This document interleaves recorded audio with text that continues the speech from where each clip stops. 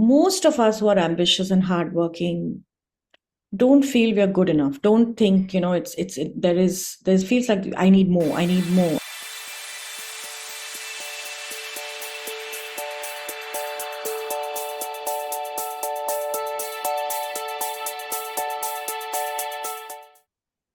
Hello, and welcome to Back into Alignment. Today, we're actually recording the last episode of 2024. This year went so fast. I am so excited for you to be here today. We have amazing leader of our community. Actually, we both live in Dubai, and we're going to be sharing our journey moving to Dubai and blending all our skills in a place that offers excellence. So today we are with Priyanka Tiku Gupta. Thank you so much for being here with us today. How are you? Thank you. And I'm so privileged and honored and humbled that I'm your last episode for the year.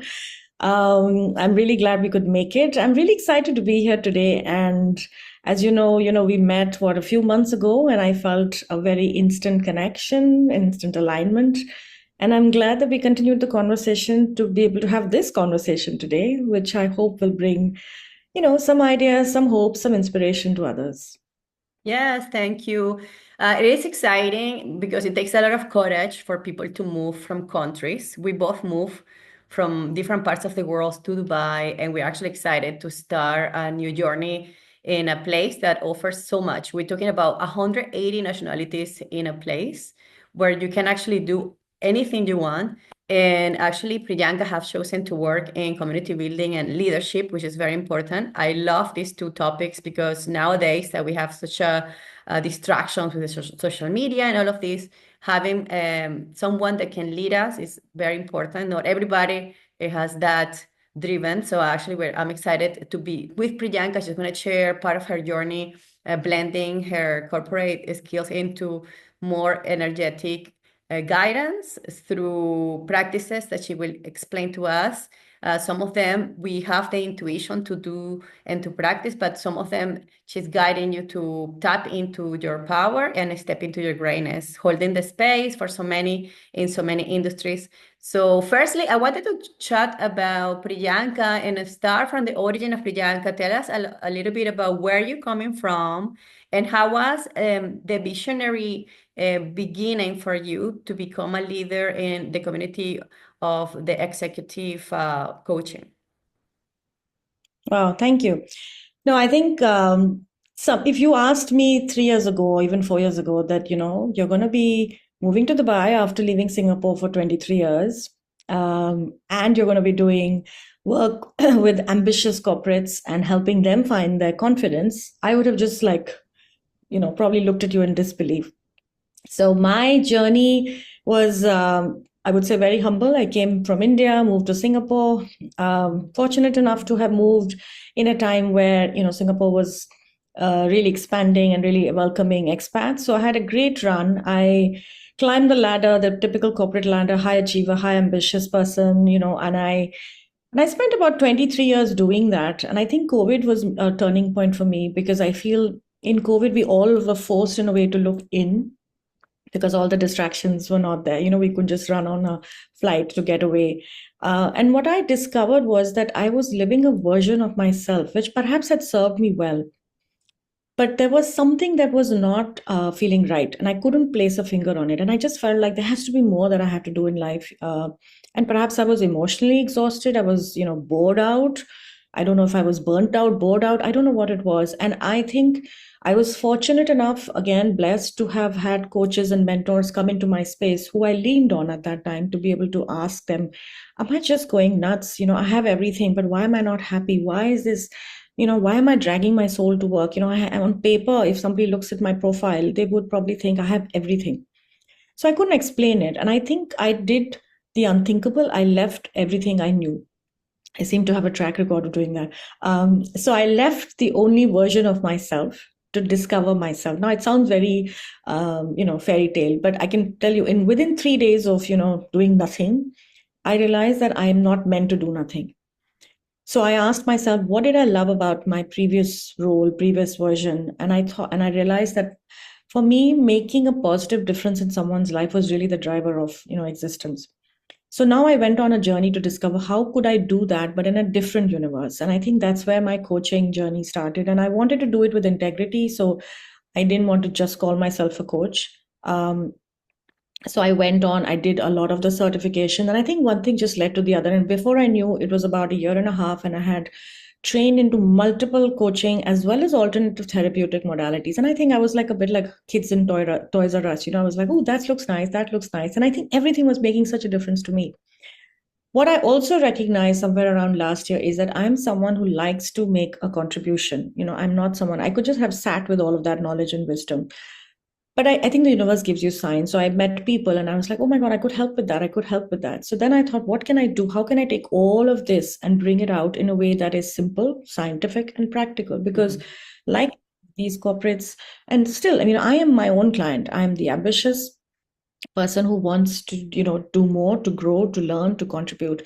So how can I bring this in a way which is not requiring them to add another hour in their very busy life? So that's when I think recognize the importance of simplifying, to make this practical, to make this scientific.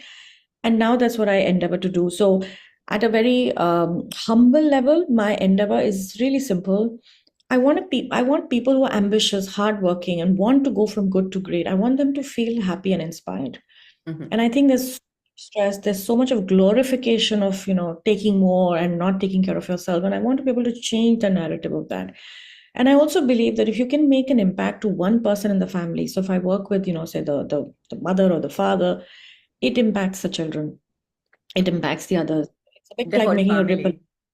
So Exactly. you have so much to share, especially like blending all of these multiple certifications that you have on NLP, emotional resilience, hypnotherapy. And it's easy to say, but it's actually really hard to apply, especially to adults that come with this fixated mind. So, with your extensive experience guiding ambitious executives to overcome self-doubt and access them to the inner confidence, what is the single most impactful mindset shift that has consistently transformed your clients' leadership journeys that you can see on the last 3 years? That's a very good question. I think if I were to think about that across not just the client but also to me, I think most of us who are ambitious and hardworking don't feel we are good enough. Don't think there feels like I need more, and I want to not also go anywhere which I call quote unquote negative. So I think we tend to just keep running on the conveyor belt and just keep wanting more, wanting more, wanting more. So whenever I speak to clients, who are on that conveyor belt and are not feeling so great, what I ask them or invite them to think about is bringing a self of kindness in everything that they've done, even in that present moment. So looking back and reframing some of those things, because as you know, Charlie, we are the sum of all the moments and the memories, and hence the beliefs and the emotions that we've attached to those.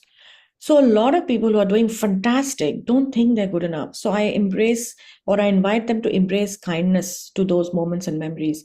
So looking back and asking yourself, what did you need back then in that moment to have handled that situation better? Asking yourself, okay, how about you reframe that moment and say, I did the best I could with the resources I had. How about you look at life and think, everything is happening for me for my highest good? So, not looking at it as failure, but as feedback, thinking about the map is not the territory. So a lot of us get so emotionally, charged when things don't work out in our favor. And I keep telling people everything happens when it's meant to happen. Everything happens for your highest good, as long as you're open and aware. So I think it's a bit like reframing all those past, bringing a sense of kindness to yourself, and then learning from reflecting on that, and then say, okay, now what can I do? So it's really about changing the belief system, the narrative that you have in your subconscious, which a lot of people don't know. So when I tell people, you're operating at 5% of a conscious brain and 95% subconscious, they're like, wow. And I say to them that it's almost like, a programming model. So the minute you feel some fear, Your subconscious doesn't know whether you're 4 or 44. Subconscious doesn't know age. So it will trigger the same response that it has stored in its system. So if you are not able to speak up in a meeting or not able to, feel that you're good enough, it's coming back, it's coming from a system and a programming that you're operating from. Mhm. So a lot of people don't, I mean, I wasn't aware of that as well. I thought, I have it all, I know it all. So when people start looking at their past with a little bit of kindness, a little bit of reframing, I think it really helps them to find a new sense of energy almost to be able to look into the present and the future. Yeah, of course. It just takes time to slow down and to come back to this new way of thinking and creating the mindset shift. I was in Toronto before, and I actually live in Singapore, so I'm like you. And these places are driven by very high achievers. Most of my friends and my clients are always succeeding, and they have this really high bar to reach, which creates a lot of tension during the process. You have modalities and you have learned about NLP, EFT, hypnotherapy. So my question for anyone that's listening to this podcast, perhaps they are in that stage where they feel burnt out, especially now in December. This year for me was really intense, and I take this time to reflect about the year. Since you have this passion to learn and to apply this to your clients, what type of tools do you normally use in the coaching sessions? And I also wanted to know, like, do you do individual work or do you specialize in a group training? Because even group training is also really powerful.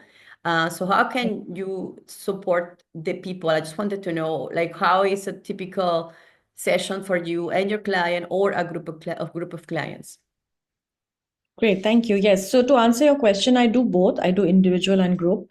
My endeavor is always to go help my clients go from, as you say, that feeling of burnt out, stuckness, overwhelm, guilt, fear, doubt, to what I call the empowered state. So my program is all about helping you get the three C's, which is the calmness, the confidence, and the clarity. So when I do individual work, it's a series of, I would say, it's like a journey that we take. So in the beginning, there's a lot of emphasis on understanding my client. So there's, detailed history sessions that we do where I am able to help in the conversation. Both of us are able to understand what has been some of the, the events in your life where you, and perhaps what are some of the belief systems that you have. So it's almost like doing an audit of, their subconscious with a series of set questions, which of course I use NLP for that. And then as we get along in the sessions, it's about understanding that goal. And most people come with very, what I call surface goals, like I want promotion or I want to be less stressed. Some people work towards a goal, some people work away from a goal, away from something. So using NLP, I'm able to help, what kind of, programming exists. So we then get into the setting of that goal really, really into a very deeper level. Then understanding what are some of the limiting beliefs and blocks, what are some of the events. Then we start making small change. And then I ask them to go out in the world, real world, and test that change. So, for example, if someone says, I can't speak up in a meeting, when we do that small change, whether it's through EFT, whether it's the tapping, whether it's through even, small NLP techniques where we go back and change some of the belief systems from an event, I asked them to go and test that change. And then they come back saying, you know what, I could speak up in a meeting. But the minute the people in the meeting went from 5 to 50, I started feeling nervous again. So then we go into deeper work. So it's a series of, learning, journaling along with the clients. Now, when I do workshops, I take the three C's and then I create more group sessions around it. So it's more something that you can do in a group, obviously, because in a group you can't go very deep, very personal. It's not that customized. But my mission is always to give as much value as I can, even when it's in a group.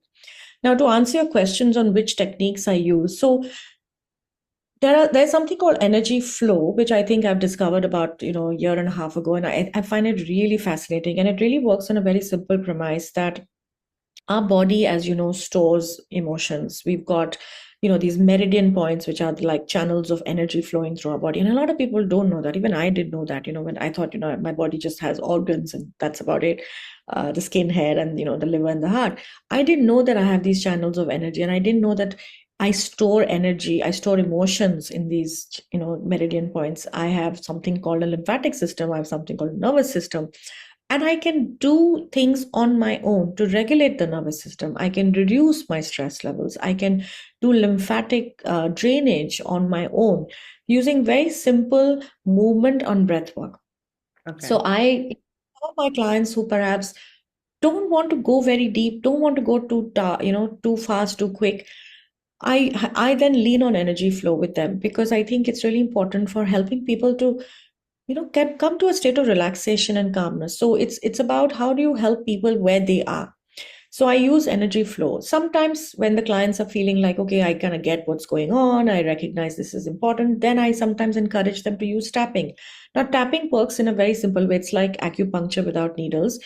So when we tap and talk, again, we're able to unblock some of these emotions that are stored in these energy points. And it helps you to reduce the emotional charge that you have in your body. It helps you to reduce some of the beliefs, helps you to address some of those moments and memories and belief systems. So most people like say, I'm really angry about this person. And within a few rounds of tapping, they're like, yeah, it's okay. I don't really feel that anymore. I don't know how, but I'm feeling very calm and relaxed.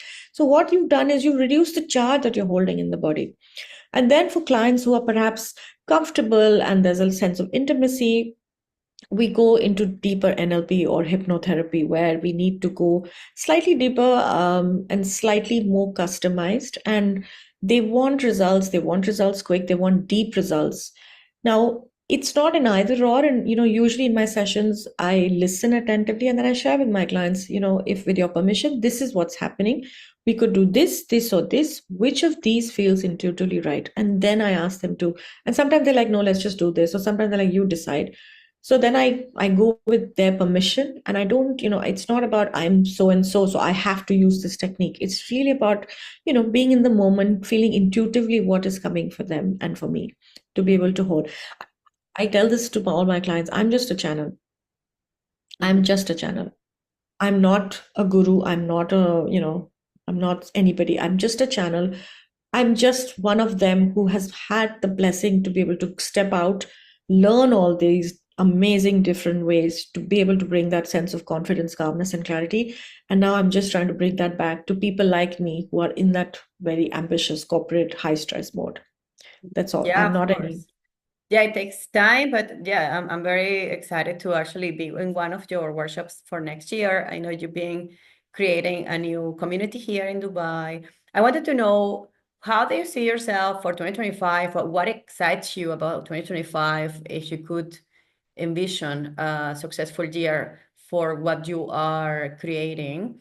Is this something that you want to focus only on women? Let's say, like, it is a particular group that you see that they need the most on this type of therapies. Since you have been overcoming from fatigue and self-doubt, being an example, which, if you could choose one particular demographic, like, where do you want to focus on 2025? Yeah. Thank you. I think for me, I feel intuitively connected, and also that's the kind of audience that I normally attract. Is I would say 80% of them are women, 20% are men. I wouldn't like to leave them behind. They're always welcome. Most of them are in the age of, I would say, 37, 38 years, or 35 to say 48, or maybe even 50, in that bracket. They have perhaps been on a very high performing, high achievement track. And now they're going through a bit of discovery, questioning, feeling like, can we go on like this? Is there another way? I don't know how to stop. I don't know how to say no. How can I handle so many things in my life? Where do I set boundaries? I wish I could just feel calm and relaxed. And I want to do that role, but I don't think I'm confident enough to ask for it. So it's really people who are in that unsure, doubt, stressed, overwhelmed, guilt, and want a bit of a holding hand, and I'd say this to my clients, there's nothing wrong with where you are. But think of me as the Waze or the Google Maps. You want to go from point A, where you are now, to point B, but you're not sure of the path. You're not sure how do I get there. You're not sure where to stop along the way. You're not sure on which petrol station to stop. So I think of myself as the Waze where I hold your hand and help you get from that to that point. So I think for me, 2025 is going to be a continuity of the duality of emotions that I perhaps felt in 2024, like moving in June, leaving and living in a country after 23 years. I felt like a teenager again. I didn't have any bank account, driving license. It was really like starting from, and then my older daughter goes to college as well this year. So it was a year of many firsts. So while I had a lot of excitement, curiosity of a child, like I also had the grief and the sadness of, restarting, leaving everything I knew, the comfort of that. So I think for me, I want to be able to respect the courage that I showed to myself. I want to be able to embrace the duality of these emotions and perhaps really feel even more integrated into what Dubai has to offer. And I think I'm still learning, I'm still discovering, I'm still building. And I want to stay humble. I want to stay, from a point of view of giving as much value and really molding myself to what this place needs. And you're right. I mean, there are people from all over the world. So this is almost like living in a mini universe. And I love the fact that I feel like Dubai it's a very warm place, both figuratively and from people. So I think people are friendly, people are willing to listen, people are really very giving. And I want to be able to give back in whichever way I can to the best of my ability. Yes. And you are commenting that you are in that process of understanding the dualism of living the past, also feeling the grief, and then starting a new beginning in a new place. Do you find that the same like you, since we are receiving 200,000 newcomers every year in Dubai, as we are growing to a vision? I'm actually, as everybody knows, I work in real estate, and I'm so excited when I see where the country is going and how big it's going to grow for 2040. Do you find that being the pioneer on building emotional resilience to those that are actually transitioning to Dubai, and just welcome them into a place where they can actually excel, but also to like feel supported emotionally? Do you feel like that could be your niche? Yeah, I mean I mean, thank you for highlighting it to me like that. I don't think I saw it, but you so beautifully articulated it. And yes, I think when I moved here, I moved with, two or three families that I just got to know in March in Singapore. And I can say with a lot of gratitude that having just two more people going through the same thing that I was going through, even it's questions like which brand of bread do I buy, where do I get my groceries, which bank do I open an account. It's a lot of life questions which most of us at the age of 40 plus perhaps don't want to be answering or asking. So having those two, or that community was so reassuring and so kind of, I felt taken care of. So I think definitely helping people feel that they're not alone. They don't have to not embrace the grief. I think that's one thing that people have a tendency to think like, oh, if I feel sad, then I'm not being brave enough. And I tell this to people, it's not feeling negative. It's not, a lot of people say, no, I don't want to be negative. I don't want to think about negativity. And I say, look, if you store these emotions, you're actually going to increase your risk of heart disease and cancer by almost 60%. So helping people recognize that it's okay to feel sad, it's okay to feel grief. I mean, on that 7 hour flight from Singapore to Dubai, I cried for 3.5 hours. And I allowed myself to really go to the soul of my soul was crying, and I was just wanting to just release it. It's a bit like letting it all out. And luckily for me, I knew the techniques, I knew the processes, I allowed myself, and I knew the power of letting go. So I felt, as if I had like a nice shower after that. I just kind of wiped my tears, I had a glass of champagne, and I was ready. I was energized. I was not holding the weight of those emotions.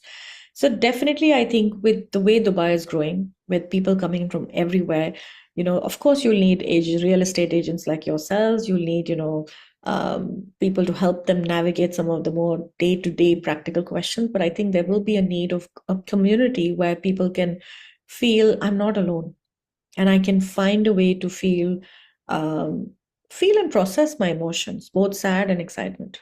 Mm-hmm. Yes, it's definitely Dubai. It brings a lot of excitement, but definitely adapting to a new place is always hard. No matter where you go, it's always difficult. And having a community, like you say, it's not about the quantity, it's about the quality. Perhaps you just need two friends that you can actually have deep conversations and you can feel like a family. This is something very important. I wanted to ask you the last three questions. We don't have much time, but three questions. We're going to just answer them very short and sharp. And we're going to just wrap up this conversation and also welcome everybody to follow Priyanka on their social media, which we're going to be adding on the notes of this episode. The first question is related to the cultural judgment. A lot of people listening to this never been to Dubai yet. We welcome you to come to Dubai to be able to experience Dubai to the fullest, especially during the winter time from November to February, which is we have beautiful weather. We wanted to, for you, from the experience of you living in Dubai, coming from Singapore, how did you find, what's the biggest for you as a woman breakthrough that you have here in Dubai as a woman that you feel yourself in a safe place? I must admit, after living in Singapore for 23 years, I really didn't think there's any other place like Singapore which can be that safe. But I must also admit that I'm very pleasantly and happily surprised that Dubai probably offers the same safety, if not more. So I think as a woman, I have felt absolutely, like there's no about, oh, I can't go out in the night or I can't do this. I've never felt that unsafety at all. Um, and even if it was, because when I came to Dubai, I put myself out there. I joined Facebook groups, I joined WhatsApp groups, and I just introduced myself. I said, hey, I'm so and so. And so many people who had never met, I mean, I was lucky enough to have met you via common friends that we know back in Singapore. But there were people who just met me on WhatsApp. Now, I went to a coffee shop and I met them. I did not feel unsafe. I did not think, oh my God, I wonder if they're really real people or not. People were just so giving and so warm, and I got something out of every conversation, and I think for me, that courage, that openness, that embracing the what the universe has to offer, I've been able to build a network of people who, when I came here, I knew just three people, and now I probably know 30 or 35 people, maybe even more. And everybody's been so giving. So I've never felt unsafe. And I have two daughters as well. So even my younger one, she's 14, she's taking taxis, she's, going alone with her friends to malls. So it's pretty much like Singapore, if not better, because I feel people are more warm, people are willing to give their time, Mhm. willing to kind of help, whether it's like, you ask a question on WhatsApp group and you'll get five people answering, which I think is Yeah. really nice. The second question about Dubai, also for people that have curiosity, what is the biggest myth that you have heard from friends that never been into Dubai and they tell you something and you're like, no, no, no, no. What's that you're gonna share with everybody here? Well, I mean, I don't want to sound politically incorrect, but I think a lot of people have, and I say this to friends of mine, I said, Dubai frankly, Dubai needs to perhaps do a better job at marketing itself, because a lot of people still think of it as, a particular religion of a country. They think everybody's, they don't know how diverse it is. They don't know how multinational, international it is. They also don't know how, thanks to maybe Dubai Bling, everybody thinks everybody drives these flashy cars. And I feel people are not like that. I mean, there's all sorts. You can eat for 5 dirhams, you can eat for 500 dirhams. So I think Dubai is a place that no matter who you are, where you are, how old you are, whether you're from whichever country you are, you will find your niche, you will find your place, because it's so many people coming from so many different places. So it is not homogeneous in any way. It is not what people see on Netflix. Of course that must exist, I'm sure, but that exists in every country. Mhm. I People don't know the soul of Dubai is what I call it. And I think the soul of Dubai is really welcoming, really warm, really respectful, really, we welcome you, we respect you, and we will do whatever it takes for you to feel warm and welcome in this country. So I think to my Singapore friends, I say this is a very can-do place. In Singapore, there's a lot of cannot la.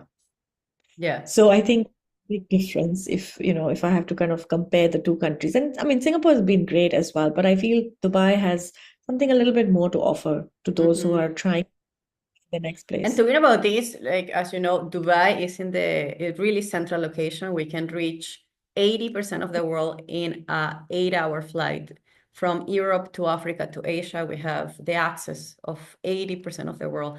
So the last question for you, this is really interesting, is if you could take a free flight now, where would you go and why? Oh, that's a very good question. I would love to go perhaps to Scotland. Oh, It, why? so it's a place, so it's a long story. My husband and I finished, I mean, we completed 20 years of our wedding anniversary in, it was during COVID. And I think we've always wanted to, go and do one of those tours of Scotland and we haven't done it. And I think it's now from Singapore. It used to be almost like a 14-hour flight, and now it's just 7 hours. So I'm really excited to be here. Of course, I need to get my visa sorted, but that's a different story. So I would love to go to Scotland. Not maybe right now; it's freezing cold, but perhaps in March, April. So, as they say, Inshallah, let's see when Scotland happens. I'm sure I will let you know whether I really made it on the flight or not. Yeah, well, yeah, take some pictures and share with us. I never been actually there, so I'm sure it's a beautiful place. So thank you so much. It was a great conversation, especially to complete the 2024 year and to bring some excitement for 2025. I really love all the leaders that are working on emotional resilience and support because we all need this. Sometimes we just neglect it, but eventually we all need to tap into our emotions and also to blend this into our daily life. I remember that you commented there the 3 C's is kind of the principles of what you do. And I would like to complete this conversation with those 3 C's. And also, if you can share with us shortly your social media to follow you. Okay, great. So my three C's are confidence, calmness, and clarity. And I think they're all related. Sometimes you come for confidence, but as you get confident, you get the clarity and the calmness as well. So it doesn't matter which angle you approach it from. So that's what I call the empowered state of being an executive or even just an ambitious human being who wants to be going from good to great. And I think to me, I feel it's everyone's birthright to have these three C's. It's just that we haven't been taught how to have that. Yeah, no, I love those 3 C's. I would definitely always remember. And in terms of any workshop that is coming for 2025 or a particular place that we can meet you, can you please tell us? Yeah, so I have my social media. So my website is my name, priyankatikugupta.com. I'm also on LinkedIn with the same name. On Instagram, my name is Corporate Coach Priyanka. And of course, I'm happy to share my WhatsApp as well if anybody wants to get in touch. In terms of workshops, I will be doing two types of workshops. So more NLP workshops will be around, the three C's. So the one that I usually run is the confidence. So speak up and stand out. I will also be looking to do maybe a vision boarding exercise where, unlike some of the other vision boardings, I help the clients or the people, the participants get into a calm and coherent state using heart math, quick coherence technique, then doing the vision boarding, and then writing a letter to themselves using an NLP technique, which again they take back. So these are all coming up in Q1. Okay. Um, I would probably also be starting to run the energy flow classroom like sessions, so more like modules where one module could be around nervous system relaxation, one module could be around lymphatic, and the other one could be around pain management. So helping people feel calm and energized. What I haven't really figured out the entire marketing of it, but so there'll be energy flow, almost like a class you go and book and you're gonna feel calm and relaxed. Then there'll be the more NLP workshops which are more, like workshop style. And then, of course, if anybody wants to reach out to me, I also offer one-to-one programs Yeah, we are via. definitely going to follow you. And we wish you an awesome 2025. Thank you so much for your time. And we're looking forward to connect with you here in Dubai. Thank you and have Thank a you. beautiful day, everybody.